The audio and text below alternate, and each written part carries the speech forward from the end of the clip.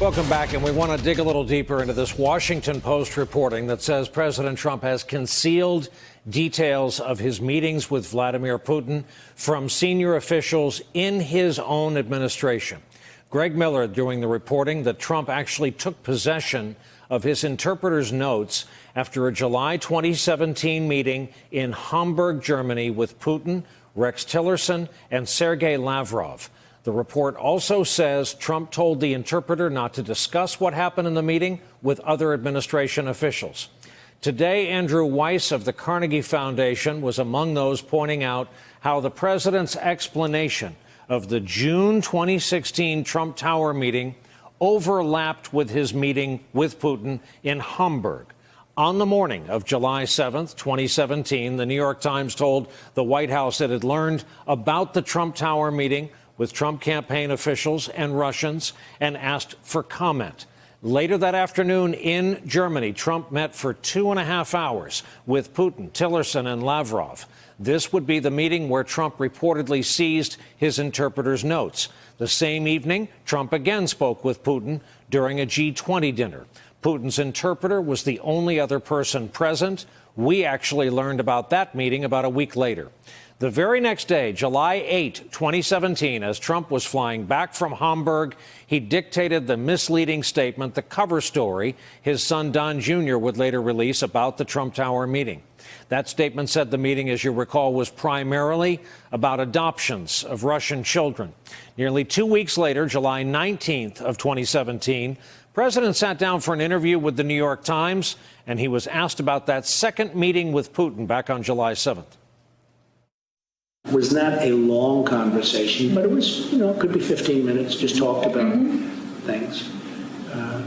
It was very interesting. We talked about adoption. You did? Russian adoption, yeah. I've always found that interesting because, he ended that years ago. And I actually talked about Russian adoption with him, which is interesting because that was a part of the conversation that Don had with us meeting. We've asked two of our guests to return to this segment to talk about this, Jeremy Bash and Robert Costa. Jeremy, you've spent a lot of your life's work in this area. What's the story here? Why isn't this normal behavior? Well, the reason why you have staff that gets readouts of presidential conversations with foreign leaders is so that the staff and the senior aides can follow up, so that when they go into the follow-on negotiations, say with the Russian nuclear negotiating team, they actually know what positions our president has taken, and they can enforce some tough deals. But if in fact, our team doesn't know exactly what the boss said or what he might have given away in a sensitive negotiation, then, in fact, the Russian team holds all the cards. They know more. They can hold the line, and they know that our president, for example, in this example, won't back his own team up. And so, in effect, what the Russians have done by isolating Trump is they've essentially made him play for the other side, play for the other team. Robert Costa, I keep wanting to ask you what Republicans think they're preparing for, and do you notice more and more kind of peel-away defections?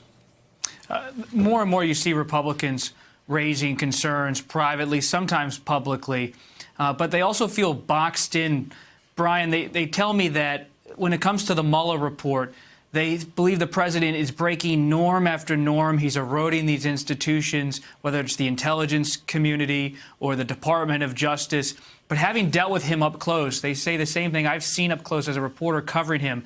This was someone, and it's no excuse, someone who was unprepared for the presidency and is known to tear up documents when he meets with congressional leaders, is known to ignore the process for almost everything, domestic policy, foreign policy, making decisions on the fly, going outside of the chain of command.